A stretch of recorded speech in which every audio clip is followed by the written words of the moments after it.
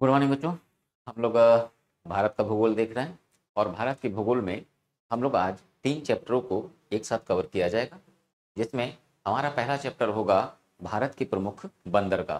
ठीक है, भारत के प्रमुख बंदरगाह। तो सबसे पहले हम लोग बंदरगाहों को देखेंगे। ठीक, और कल से हम लोग का क्वेश्चन स्टार्ट होगा, एमसीक्यूज स्टार्ट होंगे।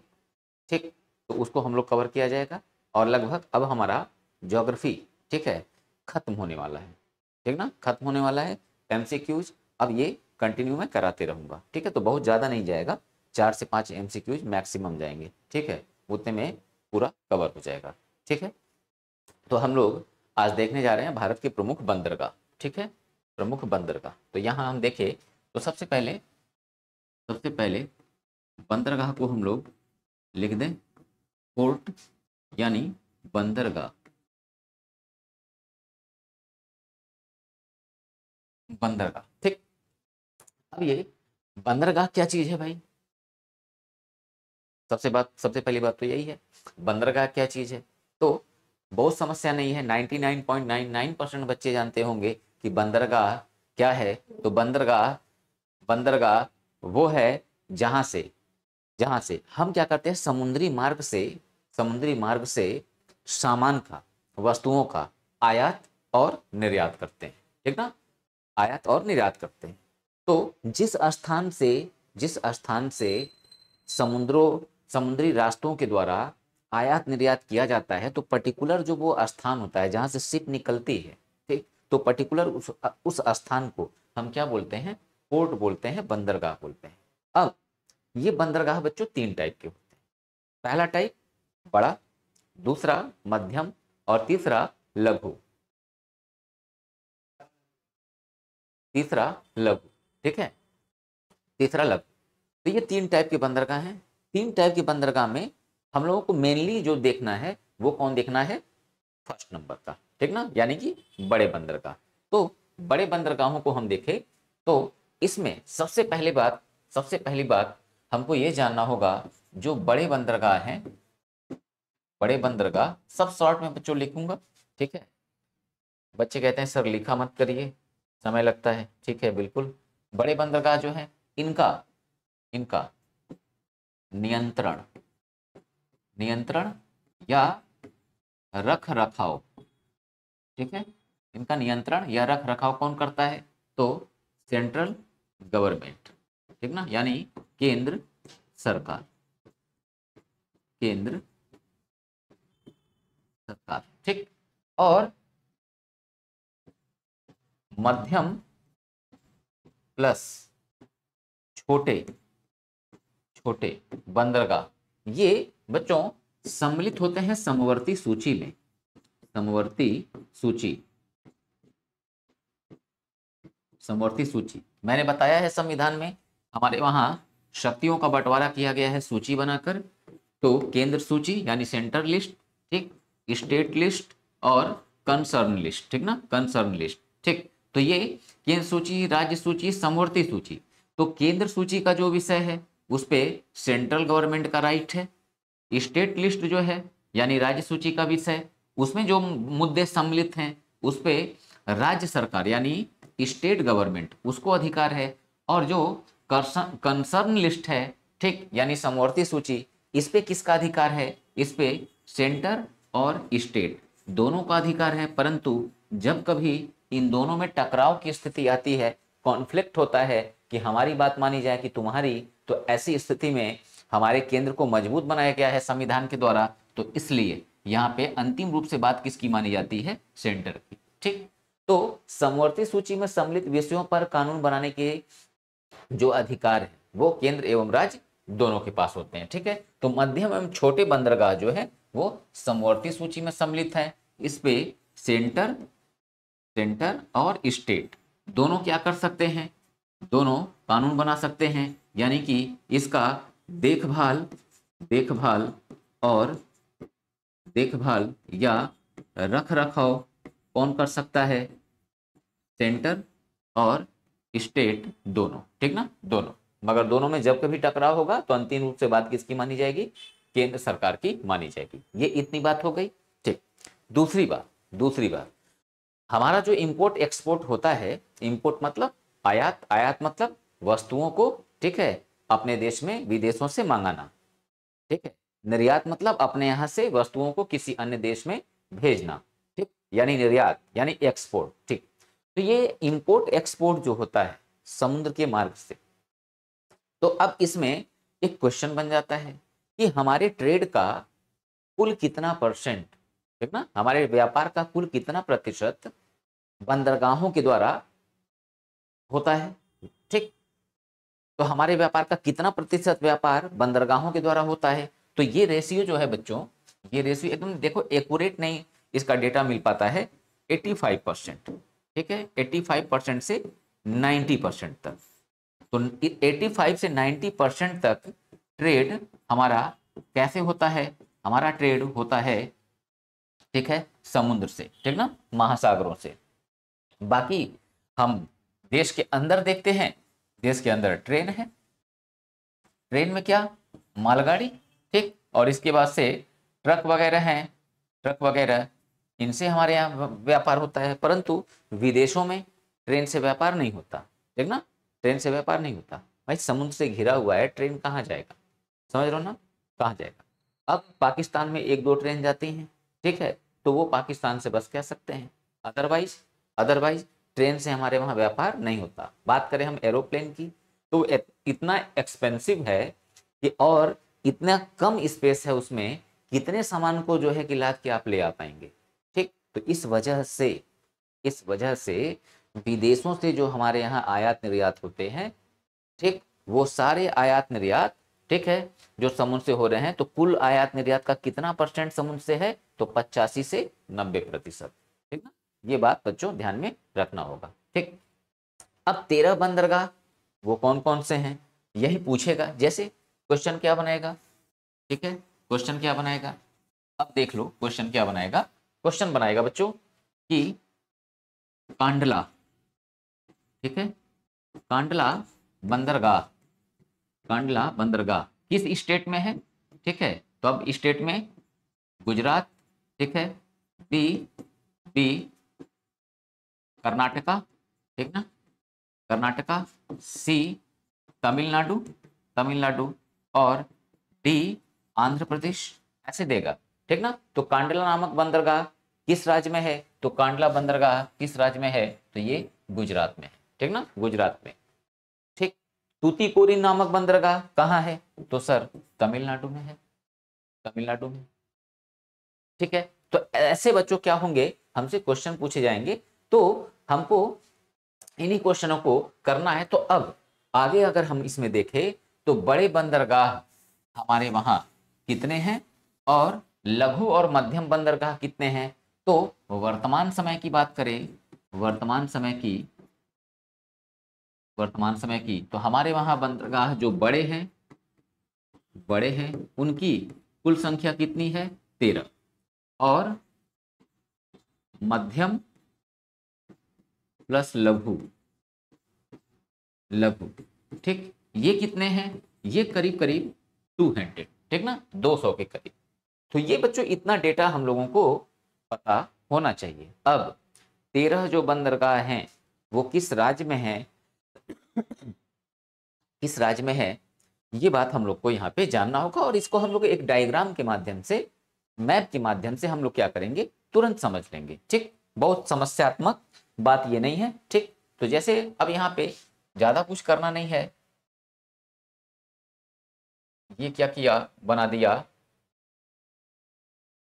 मैप भारत का, ठीक, बस प्रायद्वीपीय भारत बनाना था, हो गया, ठीक।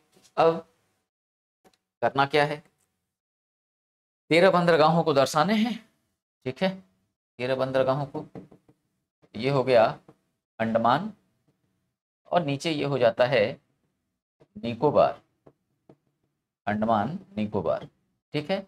बीच में है ये, बीच में है ये 10 डिग्री, 10 डिग्री चैनल।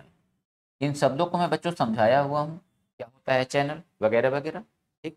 तो अब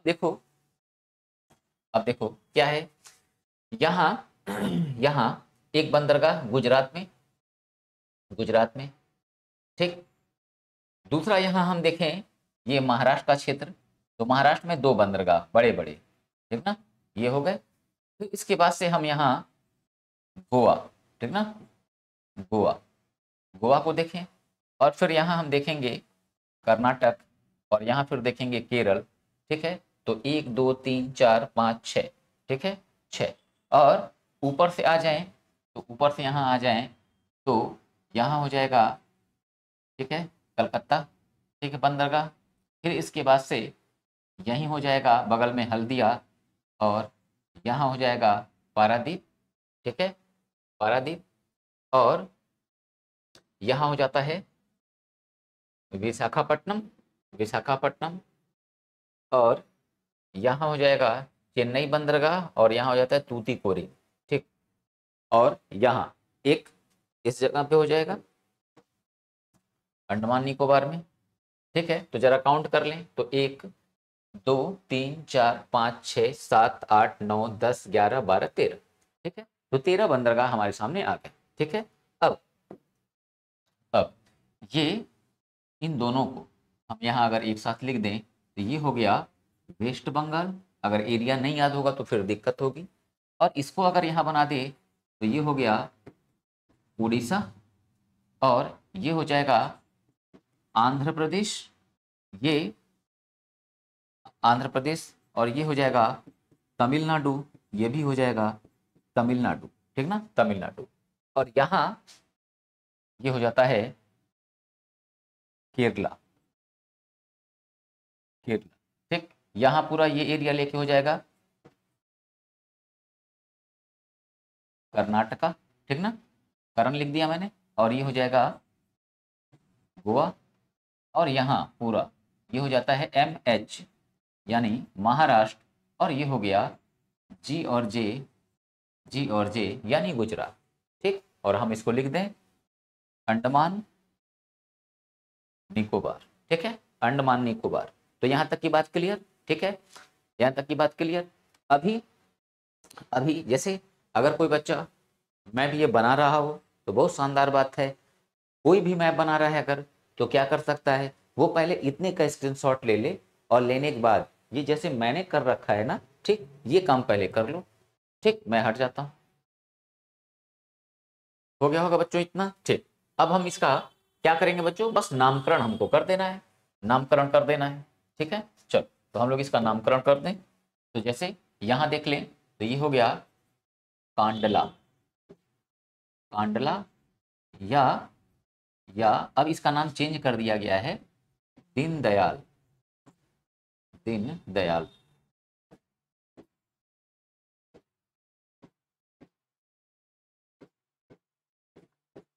दीनदयाल बंदरगाह, बंदरगाह, ठीक। ये यहाँ वाला ये क्या है, ठीक। तो हम इसको बोलते हैं मुंबई बंदरगाह। बंदरगाह शब्द बार बार लिखूंगा नहीं बच्चों, ठीक है, मुंबई बंदरगाह। अब देखो, मुंबई बंदरगाह से इतना ज्यादा व्यापार होता था कि यहाँ पे इतना भीड़ कि वेटिंग में लगे होते थे सामान, कि अब लद के ये निकले तो फिर हमारा नंबर आए। तो लंबी लाइन यहाँ बच्चों लगी रहती थी, ठीक है, लंबी लाइन लगी रहती थी, कई कई दिनों तक गाड़ियां यहाँ खड़ी रह जाती थी, माल जो है इस पे लद नहीं पाते थे, ठीक। तो क्या किया गया, इस बंदरगाह के वेट को कम करने के लिए, यानी कि यहाँ का जो क्राउड है उसको कम करने के लिए क्या किया गया, एक आर्टिफिशियल पोर्ट बनाया गया, ठीक ना, कृत्रिम बंदरगाह बनाया गया। और इस कृत्रिम बंदरगाह का नाम क्या है, तो इसका नाम ध्यान देना, तो इसका नाम है नहावा शेवा, नहावा शेवा, या जवाहरलाल नेहरू बंदरगाह, ठीक। अब इसके बाद यहाँ गोवा में एक बंदरगाह है, इसका नाम क्या है, तो इसका नाम है मर्मागांव, मर्मागांव, कहीं कहीं मर्मा गोवा भी लिखा मिलेगा, तो मर्मागांव से क्लियर हो जाएगा कि गोवा में है, ठीक। कर्नाटक में ही है बैंगलोर, कर्नाटक की राजधानी बैंगलोर। तो बैंगलोर नाम से ही यहाँ पे थोड़ा सा न्यू न्यू मंगलौर, ठीक ना, न्यू मंगलौर। तो यहाँ का जो बंदरगाह है इसका नाम क्या है, न्यू मंगलौर, ठीक है। और ये केरल वाला, इसका नाम है कोच्चि बंदरगाह, कोच्चि या कोचीन, कोच्चि या कोचीन बंदरगाह। ठीक, तमिलनाडु में इसको हम क्या बोलते हैं, तमिलनाडु वाला हो जाता है बच्चों तूतीकोरिन, तूतीकोरिन। ठीक, यहाँ वाला इसको डायरेक्ट बोलेंगे चेन्नई बंदरगाह। ठीक, आंध्र प्रदेश वाला जो है इसको क्या बोलते हैं, विशाखापट्टनम, विशाखापट्टनम। ठीक, और यहाँ वाला इसको बोलेंगे पारादीप। ठीक ना, पारादीप बंदरगाह। ये हो जाता है हल्दिया, और ये हो जाएगा कलकत्ता। तो कलकत्ता को आज क्या कहते हैं, कोलकाता बोलते हैं। तो कोलकाता बंदरगाह, कोलकाता बंदरगाह के भार को, जैसे यहाँ पे काफी भीड़ वैसे यहाँ पे भी, तो कोलकाता बंदरगाह के भार को कम करने के लिए क्या किया गया, हल्दिया। ठीक ना, हल्दिया, यहाँ पे एक आर्टिफिशियल निर्माण किया गया बंदरगाह का। ठीक है, बात क्लियर। अब इसका स्क्रीनशॉट निकालो। ठीक है, तो ये हो गया होगा। ठीक, तो ये बच्चों इतने इंपॉर्टेंट बात थे। अच्छा, थोड़ा सा कुछ और हम लोग बढ़ा लें। ठीक, थोड़ा सा यहाँ पे कुछ और बातों को बढ़ा लें, बहुत समस्या नहीं है उसमें। ठीक, देखो जरा, देखो जैसे ये बच्चों जो बंदरगाह है यहाँ पे। ठीक है, बंदरगाह है, जैसे ये कोलकाता बंदरगाह को डायमंड हार्बर, ठीक ना, डायमंड हार्बर के नाम से भी जाना जाता है। ठीक ना, डायमंड हार्बर के नाम से भी जाना जाता है। ठीक है, कोलकाता बंदरगाह। ठीक, दूसरा हम यहाँ पे देखे तो अब देखो ये कांडला बंदरगाह, इसको कहते हैं बच्चों ज्वारीय बंदरगाह। ठीक ना, ज्वारीय बंदरगाह। ठीक, मुंबई बंदरगाह जो है ये भारत का क्या है, भारत का सबसे व्यस्त। ठीक ना, भारत का सबसे व्यस्त। अच्छा, ये समझ में आ रहा है कि नहीं आ रहा है? ठीक है, चलो, हाँ क्लियर दिख रहा है मुझे, कोई दिक्कत नहीं लग रहा है। ठीक है, भारत का सबसे, ठीक है, ये व्यस्त बंदरगाह। ठीक, नाहवा सेवा, ये सबसे बड़ा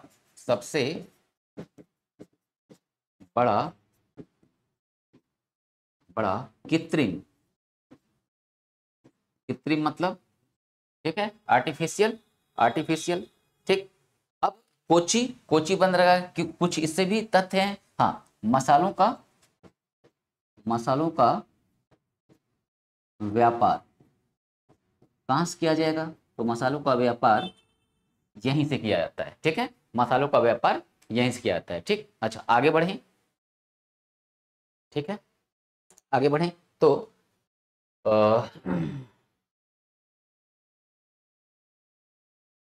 ठीक है, न्यू मंगलोर, लौह अयस्क। ठीक ना, लौह अयस्क का यहां से क्या होता है, निर्यात होता है। ठीक ना, लौह अयस्क का निर्यात। ठीक, विशाखापट्टनम, ये भारत का सबसे गहरा, ठीक ना, सबसे गहरा बंदरगाह। बस हो गया, खत्म। ठीक है बच्चों, ये चैप्टर हम लोग का कंप्लीट हुआ। ठीक है, तो बस इतना बात जानना था। और ये जो मैंने यहाँ पे ऐड किए हैं रेड पेन से, ठीक है, इसको दिमाग में रखना। ठीक है, याद करने का इसको प्रयास करना, और याद इसको बैठ के रटना नहीं है, बस मैप देखते रहोगे, याद हो जाएगा। ठीक ना, और मैंने यहाँ पे स्टेट क्लियर कर भी दिया है। ठीक, चलो, तो ये हम लोग का एक चैप्टर कंप्लीट, स्क्रीनशॉट ले लो। ठीक है बच्चों, तो ये हमारा बंदरगाह कवर। ठीक, अब आते हैं हम लोग नेक्स्ट चैप्टर पे। तो नेक्स्ट चैप्टर को हम लोग बच्चों पीपीटी के माध्यम से पढ़ेंगे। ठीक है, क्योंकि इसमें लिखना पड़ेगा, समझ रहे हो ना, इसमें लिखना पड़ेगा, इस वजह से इसको पीपीटी में ले आना जरूरी है। ठीक ना, भारत के प्रमुख जलप्रपात, ठीक, वाटरफॉल्स। अब ये वाटरफॉल्स क्या है, मैं पहले भी इस बात को समझाया हुआ हूँ। ठीक है, समझाया हुआ हूँ, और यहाँ हम लोग अगर देख ले तो बहुत आसान तरीके से एक बात समझ में आ जाएगी कि ये हमारा पर्वतमाला, और ये हमारा हो गया नीचे स्थल, ठीक ना, नीचे स्थल। अब जलप्रपात क्या है? तो जैसे बच्चों देखो, पहाड़ों पे ग्लेशियर है, और ग्लेशियर से जैसे पानी लुढ़क के नीचे आ रहा है, तो लुढ़क के जब ये नीचे आएगा तो बच्चों अब देखो ये ऐसे क्या होता है, खड़ी ढाल से ऐसे जब लगता है नीचे गिरने, समझ रहे हो ना, नीचे गिरने, तो ये पूरा ऐसे गिरता हुआ देखा होगा मूवी वगैरह में, ऐसे पहाड़ जो होते हैं, पहाड़ों से एकदम सीधा ऐसे गिरता है, ठीक ना, तो उसी को हम क्या बोलते हैं, जलप्रपात, ठीक ना, जलप्रपात।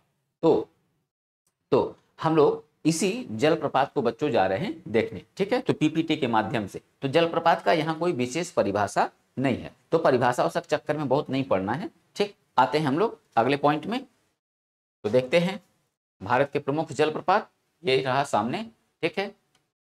अब देखो जलप्रपातों की बच्चों यहाँ सूची दी गई है, जिसमें हम देख रहे हैं जोग, गरसोप्पा या महात्मा गांधी, ठीक है।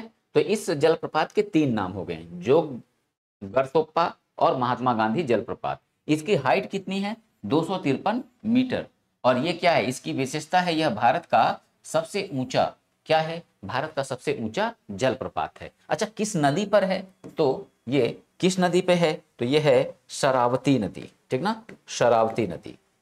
शरावती को ऐसे लिखना होगा, शरावती नदी, शरावती नदी पर ये स्थित है, ठीक। अच्छा, किस राज्य में है, तो कर्नाटक, समझ रहे हो, कर्नाटक।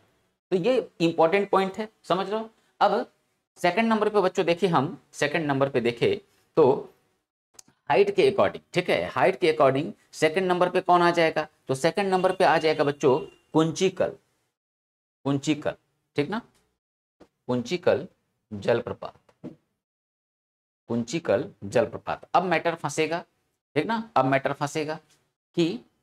फंसेगा सर, आपने लिखा यह भारत का सबसे ऊंचा जलप्रपात है, और ये यहां मैंने क्या लिखा है, सबसे ऊंचाई पर स्थित जलप्रपात है, ठीक। अब बात को बच्चों समझने की जरूरत है, यहाँ ठीक ठाक बच्चों का कॉन्सेप्ट यहाँ पे गड़बड़ है, ठीक ना, ठीक ठाक बच्चों का यहाँ पे कॉन्सेप्ट गड़बड़ है। देखो होता क्या है, अमूमन गूगल कर लो या कुछ ऐसे दाएं बाएं, तो क्या एक इंफॉर्मेशन मिलता है कि जलप्रपात और झरना ये 2 अलग अलग चीजें बताई जाती हैं, ठीक। और कहा जाता है कि सबसे ऊंचा जलप्रपात कौन है, महात्मा गांधी जलप्रपात या गरसोप्पा या जोग, और सबसे ऊंचा झरना कौन है, तो ये है कुंचिकल, ठीक ना, कुंचिकल। हाइट कितना, 455 मीटर, परंतु प्रीवियस ईयर के एग्जाम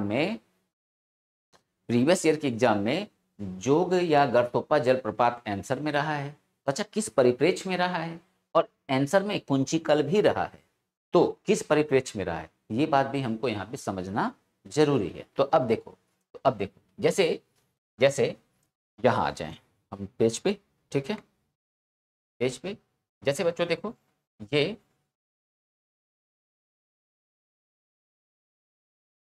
ठीक है, यहाँ ऐसे मान लो कोई पर्वतमाला ऐसे है, कोई पर्वतमाला ऐसे है, समझ रहा हूँ।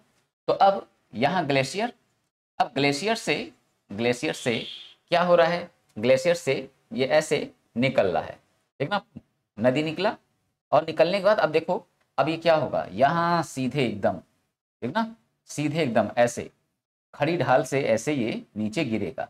तो ये जो लेंथ देख रहे हो ना बच्चों, ये लेंथ, ठीक है, इस लेंथ के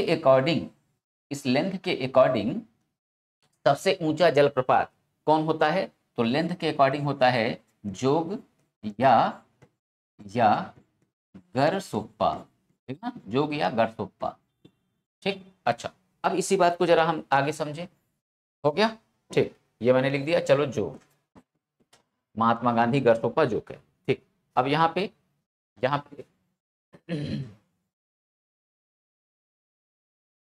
ठीक है, ये बनाया एक माउंटेन, और हम इसको यहाँ से ऐसे दर्शा दें, तो अब देखो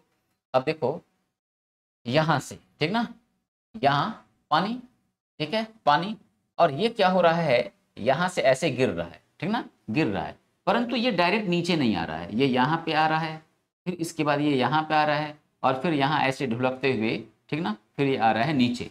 तो इसकी लेंथ देखो छोटी है, ठीक ना, इसकी लेंथ क्या हुई, छोटी, परंतु यहाँ अगर हम आ जाएं, ठीक, ऊंचाई के अकॉर्डिंग, तो देखो ऊंचाई किसकी ज्यादा हो रही है, ऊंचाई हो रही है कुंचिकल की, कुंचिकल की। तो सबसे ऊंचाई पर स्थित, ठीक है, ऊंचाई पर स्थित शब्दों का देखो, मैंने जब नदी पढ़ाया तुम लोग को, नदियों मैंने क्या बात बताई, नदियों मैंने बताया कि दक्षिण की गंगा, और मैंने फिर बताया दक्षिण भारत की गंगा। तो फिर गोदावरी कावेरी दोनों आंसर में है ना, मगर हमको कब कावेरी देना है, कब गोदावरी आंसर देना है। गोदावरी हमको आंसर तब देना है जब पूछेगा दक्षिण गंगा किस नदी को कहते हैं, या दक्षिण की गंगा किस नदी को कहते हैं, तो आंसर है गोदावरी। और अगर पूछ रहा है दक्षिण भारत की गंगा किसको कहते हैं, तो हमारा आंसर क्या है, कावेरी। ठीक उसी तरह सबसे ऊंचाई पर स्थित, तो सबसे ऊंचाई पर स्थित कौन, यहाँ है कुंचिकल। ठीक, तो सबसे ऊंचाई पर स्थित जलप्रपात कुंचिकल। अच्छा, भारत का सबसे ऊंचा जलप्रपात, तो ये जो पूछ रहा है ना भारत का सबसे ऊंचा जलप्रपात, तो कैसे दोनों में डिफरेंट क्रिएट होगा, पूछेगा भारत का सबसे ऊंचा जलप्रपात तो आंसर होगा जोग, और अगर एक पूछेगा भारत की सबसे ऊंचाई पर स्थित, शब्दों में क्या आ गया, सबसे ऊंचाई पर स्थित जलप्रपात, तो हमारा आंसर होगा कुंचिकल। बात क्लियर इतनी। ठीक, तो यहाँ आते हैं पीपीटी में। ठीक है, तो ये बात समझ में आई। ठीक है, ठीक, तो यहां हमने देखा कितना अच्छा। अब देखो ये मैंने बच्चों जितना जितना यहाँ पे लिखा है ना, जितना यहाँ पे लिखा है जलप्रपात, ठीक, इसमें बच्चों देखो क्या बस तुम लोग को करना है, इन दोनों का इन दोनों का हाइट तुम लोग को, ठीक ना, याद करना है। ठीक है, ये याद रहना चाहिए, अदरवाइज ये इसका ऊंचाई तुम लोगों को याद रखने की कोई बहुत ज्यादा आवश्यकता नहीं। ठीक, परंतु नाम के साथ साथ नदी और राज्य, ठीक ना, नदी और राज्य, ये तीनों बात याद रखनी होगी। चौथा पॉइंट हम लोगों को नहीं देखना है, नहीं याद करना, केवल ये दो।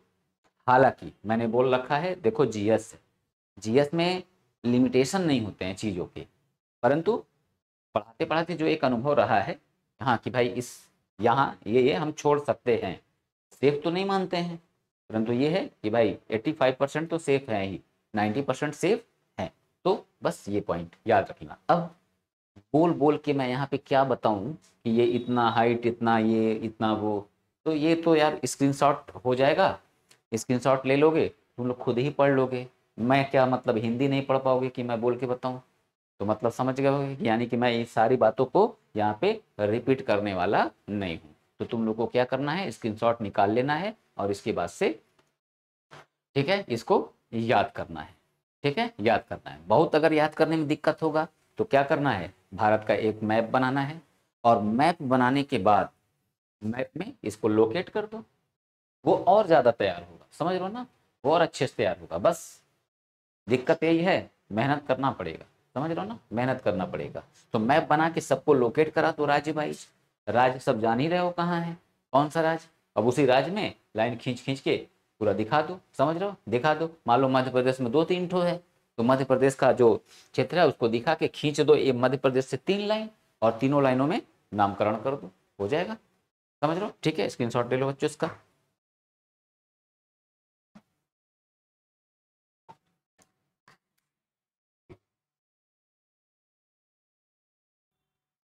ठीक है बच्चों, तो ये कंप्लीट। अच्छा, अब हम बोले थे 3 चैप्टर, 2 चैप्टर हुआ। अच्छा, तीसरे में क्या है, तीसरे में देख लो। ठीक है, भारत के प्रमुख दर्रे, ठीक ना, तो इनको क्या बोलते हैं, इनको बोलते हैं पास, ठीक ना, तो ये इनको बोलते हैं पास। तो माउंटेन पास जो हैं, यानी कि पर्वतों में जो दर्रे हैं, ठीक, इनको हम लोग देखने जा रहे हैं। परंतु यहाँ पे थोड़ा सा बात समझना होगा, दर्रों का निर्माण होता कैसे है और दर्रा है क्या। ठीक, तो देखो बच्चों, जो पर्वतमालाएं होती हैं, तो उन पर्वतमालाओं में क्या होता है, बीच में खूब अंदर तक क्या होता है, स्पेस बन जाता है। ठीक, स्पेस बन जाएगा, गैप बन जाएगा। ठीक है, तो वो गैप जो बनेगा ना, उसी गैप को हम क्या बोलते हैं, दर्रा बोलते हैं। अब ये दर्रा कैसे बनेगा, भाई पर्वतमाला है, पर्वतमाला के बीच में बन गया है खूब लंबा चौड़ा गैप, कैसे बन गया, वो गैप बना, तो हमने कहा कि वो पास है, दर्रा है, बात ठीक। परंतु ये आखिर गैप बना कैसे, तो गैप बनने के बच्चों 2 3 4 कारण हो सकते हैं। क्या क्या कारण हो सकते हैं? ठीक है, हो सकते हैं क्या हैं। ठीक, पहला कारण जो सबसे बड़ा सबसे इंपॉर्टेंट, नदियां। नदियां जब ऊंचाई से चलेंगी, ठीक ना, तो इनके साथ पानी का फोर्स क्या होगा? बेहद ज्यादा होगा। ठीक, बेहद ज्यादा होगा। और ये जब चलेंगी तो होगा क्या कि नदी को फोर्स तेज मिला तो ये पहाड़ को क्या करेगा ना, काटने लगेगा। और कई सौ सालों, हजार सालों तक ये क्या करेगा, उसको काटता रहेगा, काटता रहेगा, काटता रहेगा। नतीजा क्या? वो जो पर्वतमाला है उसमें क्या होगा, उसमें दरार, ठीक ना, गैप बनती चली जाएगी। ठीक ना, गैप बनती चली जाएगी। अब इससे क्या होगा, अब गैप बनता चला गया, नदी अब उसी में से बह रहा है। बात को समझना, नदी उसी में से बह रहा है। तब तक क्या हुआ कि ये बह रहा था। अब बहते बहते अचानक इसको मान लो कहीं कुछ बीच में अवरोध मिल गया, रुकावट मिल गई, तो ये क्या होगा, ठीक ना, रुकावट। अब ये ऐसे घूम जाएगा दूसरी तरफ। तो दूसरी तरफ ये घूम गया, ठीक है। तो बीच में अवरोध मिल गया, मगर उधर जा रहा था, ये बीच में अवरोध मिल गया। तो अब इधर का ये जो एरिया होगा, ये अब क्या हो जाएगा, अब गैप हो गया, ठीक ना। तो अब ये क्या हो जाएगा, इसी को हम कहेंगे दर्रा। तो नदियां क्या होता है, मार्ग अपना परिवर्तित कर दी, या वो नदी जो बह रही थी वो वो नदी क्या हुआ, वो नदी सूख गया। समझ रहे हो बात को? वो नदी सूख गया। अब जब सूख गया तो भाई उसने रास्ता तो बना दिया था ना। अब रास्ता बना दिया था तो वो एक गहरा रास्ता जो उसने पहाड़ों में बना दिया, तो वो क्या होगा, वो होगा दर्रा। ठीक, तो ये नदी के माध्यम से बनता है। दूसरा दूसरा अगर कोई उल्का पिंड भी गिर जाए ना बच्चों, समझ रहे हो, उल्का पिंड भी छोटा मोटा गिर जाए तो पता क्या चलेगा कि ठीक ठाक एक गैप बना दिया। ठीक है, तो गैप बना दिया तो पहाड़ के बीच में दरार ही तो दर्रा है। पहाड़ के बीच में दरार, एक गैप ही क्या है, दर्रा है। तो अब मान लो खूब लंबे में ऐसे बना दिया, तो अब वो क्या हो गया, एक उल्का पिंड से बना हुआ दर्रा। अब मान लो ज्वालामुखी फटा, ठीक है, तो ज्वालामुखी फटा, तो अब ज्वालामुखी फटा तो उससे क्या होता है कि ज्वालामुखी तो निकला पहाड़ों पे, परंतु निकलने के दौरान जब ज्वालामुखी फटा था तो उसने क्या किया, पहाड़ों में गैप बना दिया, तो उससे भी बनते हैं दर्रे। भूकंप आया, रिक्टर स्केल काफी हाई रहा, तो क्या करेगा, फाड़ देगा उसको। समझ रहे हो? तो ऐसी स्थिति में भी क्या होगा, दर्रे बनेंगे। परंतु भूकंप का, ज्वालामुखी का ये जो रोल है दर्रे बनने में बहुत नॉमिनल है। परंतु क्या नहीं बन सकता है ऐसे? ना, बनेगा, बिल्कुल बनता है। ठीक ना। तो अब एग्जामिनर क्या पूछेगा, एग्जामिनर हमसे ये पूछेगा कि कौन सा दर्रा किस राज्य में है, और वो दर्रा किस राज्य से जोड़ता है, या किस देश को किस देश से, या किसी देश के अंदर जो राज्य हैं उस राज्य को अन्य देश से, ठीक, जोड़ेगा। तो अभी पूछेगा कौन सा दर्रा किसको कहां जोड़ता है। प्लस प्लस दर्रा हमेशा क्या होता है, पहाड़ों में होते हैं, तो पहाड़ में होगा तो हाइट भी होगा।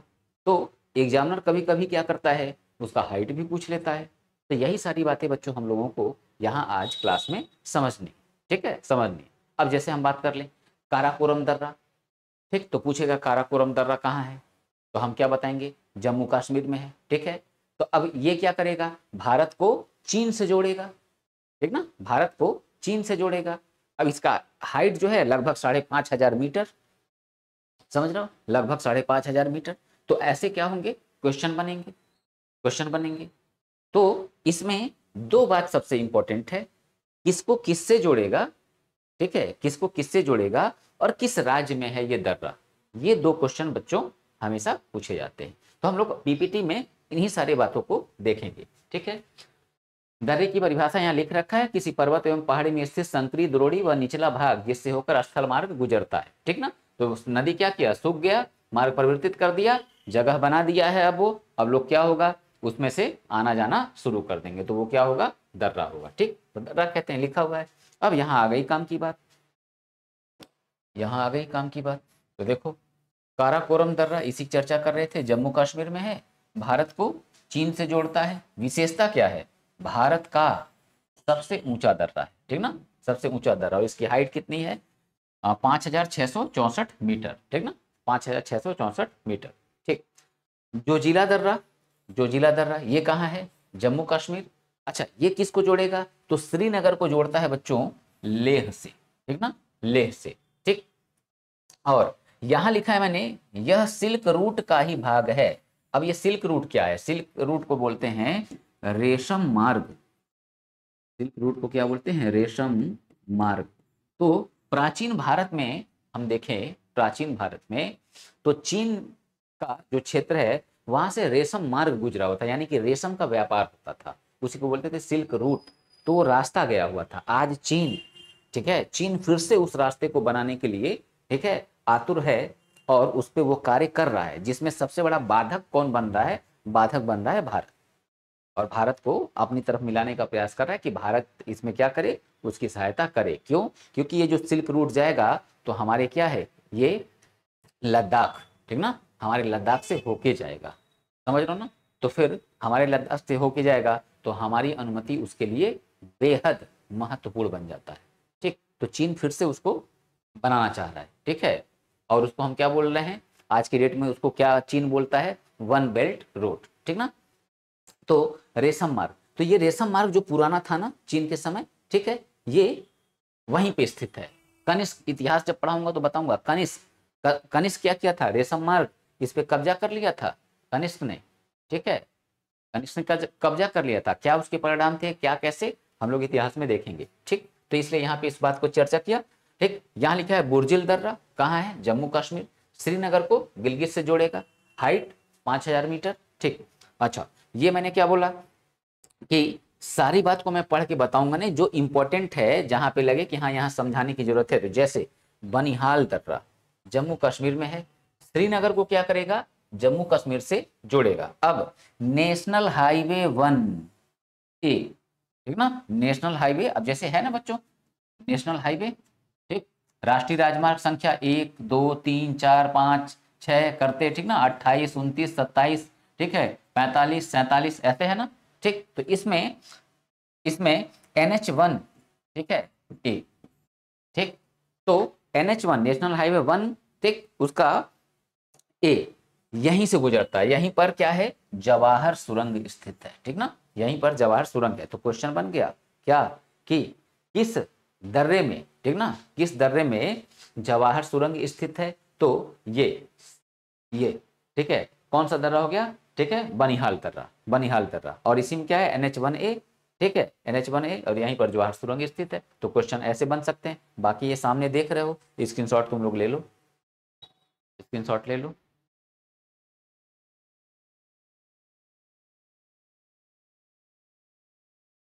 ठीक, अच्छा, आगे चलें, ठीक है। सिरकिला दर्रा हिमाचल प्रदेश में है, शिमला से तिब्बत को जोड़ेगा, हाइट सामने लिखा है, ठीक है।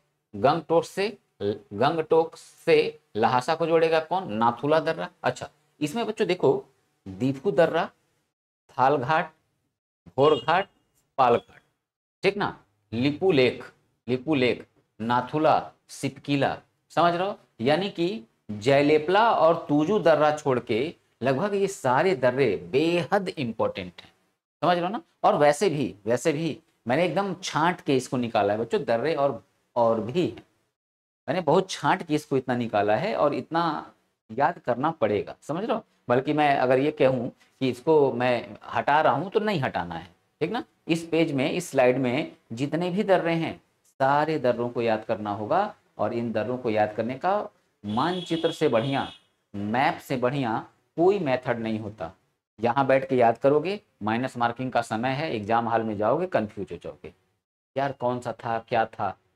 लर्निंग पावर तुम लोग की अच्छी है, पता है, ठीक ना, मगर जब एग्जाम हॉल में जाओगे तो वहाँ कन्फ्यूजन क्रिएट होने लगते हैं, ठीक है। तो इसलिए मैप बना के अगर इसको तुम लोग कवर कर पाओ तो कवर करना काफ़ी फायदा देगा। और मैप बनाने से और स्टेट वगैरह जो है वो तुम लोग को याद हो जाएंगे। कभी स्टेट से क्वेश्चन पूछा बता लोगे, ठीक। अब यहाँ देखते हैं, घोरघाट दर्रा महाराष्ट्र, बंबई को दक्षिण भारत के अन्य राज्यों से क्या करता है? ये दक्षिण भारत के अन्य राज्यों से जोड़ता है, ठीक ना, जोड़ता है। इंपॉर्टेंट बात है ये, ठीक। तो ये बात ध्यान रखना होगा। पालघाट दर्रा, दर्रा केरल, ठीक है, कोयम्बटूर से, ठीक, यानी कि तमिलनाडु को क्या करेगा? केरल से, तमिलनाडु को केरल से जोड़ेगा। और तूजू दर्रा मणिपुर है, मणिपुर को ये म्यांमार, ठीक ना, म्यांमार से क्या करेगा, जोड़ देगा। ठीक है, तो ये हम लोग का बच्चों 3 चैप्टर यहाँ पे एक साथ कवर होता है। ठीक है, कवर होता है। इसका पहले स्क्रीनशॉट ले लो, मैं कुछ इन्फॉर्मेशन फिर दूंगा, वीडियो हटाना मत भी।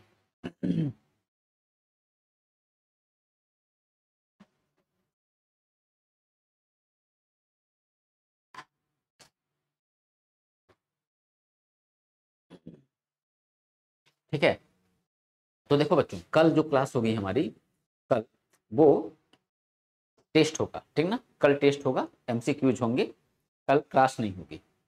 ठीक, पहले मैंने जो पढ़ा दिया है, पहले मैंने जितना पढ़ा दिया, नदी वदी जो है ना, नदी वदी अभी जो मैंने पढ़ाया था उससे अच्छे अच्छे क्वेश्चन, ठीक ना, नदी वगैरह, और जो कॉन्टिनेंट वगैरह पढ़ाए थे वहां से कुछ क्वेश्चंस मैंने बना रखे हैं। 55 क्वेश्चन है, और 55 क्वेश्चन कल मैं पूरा कवर कराऊंगा, समझ रहे हो। और शुरू में एक एमसीक्यूज मैं करा चुका हूँ, ठीक है, एक ज्योग्राफी का करा चुका हूँ, दूसरा होने जा रहा है, फिर तीसरा होगा, ठीक है, और चौथा, चौथे तक में पूरा कवर हो जाएगा। ठीक है बच्चों, तो ये बात ध्यान रखना, और कल जब टेस्ट देना तो पहले से कॉपी पेन लेके बैठना। राइट आएगा क्वेश्चन का, पॉज करना, उसके बाद से अपना आंसर ABCD क्या करोगे, ऐसे पहले से ही मैंने बता दिया ना, 55 क्वेश्चन है, तो 1 2 3 4 5, ठीक ना, 5, ऐसे क्या करोगे, ये क्वेश्चन नंबर डाल लोगे और यहाँ पे बना लोगे ब्रैकेट। ठीक, मान लो क्वेश्चन नंबर मैंने फर्स्ट का पूछा, फर्स्ट मैं बताने जा रहा हूँ, तो वीडियो को रोक दो, रोकने के बाद से फिर क्या करना, अपना आंसर निकालना, निकालने के बाद से उसको ABCD जो भी हो, ठीक, तो उसमें क्या करोगे, लिख दोगे। दूसरे का जो होगा मान लो C, तीसरे का A, तो ऐसे जो भी होगा लिख दोगे। और लिखने के बाद 55 में कितना कर पाए, ठीक है, इसको बताना कि 55 में कितना पहुंचे, 45 पहुंचे, 52 पहुंचे, या कितना पहुंचे, ये जो है तुम लोग बताना, क्या अपने आप में ही समझ लेना कि हाँ इतना स्कोर हम कर पाए हैं, और जो चीज़ें पढ़ाई गई हैं हमारी उतनी चीज़ें ही कवर हैं कि नहीं है, ठीक ना। बताने के लिए अभी मेरे पास बहुत कुछ, जो जो चैप्टर पढ़ाया हूँ उन चैप्टरों से और ज़्यादा बताने के लिए है, समझ रहे हो, परंतु जितना बताया मैंने बेहद ही मिनिमाइज करके पढ़ाया है, समझ रहे हो। अगर उसमें जितने वीडियो हैं उन वीडियो में कोई भी बात अगर गलत हो रहा है, समझ रहे हो, कोई भी पॉइंट छूट रहा है तुम लोग का, नहीं कर पा रहे हो, तो ये बेहद गलत बात होगी, ये बात याद रखना, ठीक ना, ये बात याद रखना, बेहद गलत बात होगी। क्यों, क्योंकि बहुत छांट के मैं बहुत सेलेक्टेड पढ़ाया हूँ, समझ रहे हो ना, एक तरह से कह लो काफ़ी रिस्की, वो रिस्की काम है, बहुत सिलेक्टेड कम पढ़ाना और उसमें क्वेश्चन फंस जाना, समझ रहे हो ना। तो इसलिए जितना पढ़ा है उतना तैयार रहना चाहिए। तो कल हम लोग मिलेंगे इसमें MCQs के साथ, ठीक है, तो इसका स्क्रीनशॉट ले लेना, ठीक है, चलो।